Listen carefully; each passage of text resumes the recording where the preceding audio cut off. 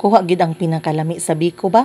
Kanang dukot nga mo pilit sa kalaha. Mo na'y pinakalami nga part.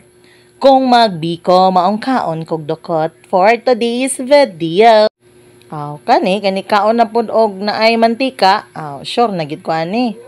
Ubong malabaw. Sa ubonon sige gapog kaon ng mga mantikaon, okay uliton man.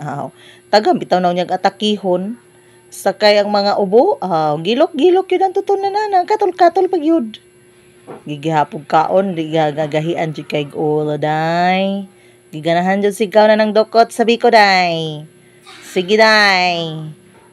Patambalan jud ang ubo na to karon, day.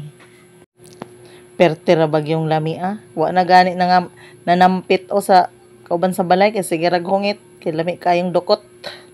Ug mo pagara ang ubo ani, ini ko man natog kaon kung gilok ug makadratong tutunlan. Isukara natong tanan aron mahuwasan. Nagtulog-tulog na ta karong adlaw. Pag mata kay na may dukot sa biko sa kalaha. Diretso hungit, way duha-duha. Way pakialam sa naong bisag nagkalkag ng buhok, mura nang wakwak gabi, way sulay-sudlay, basta importante makakaog dukot. Og maora to kay basin mahudtan na sila, gamay na lang baya ng biko. Thank you for watching.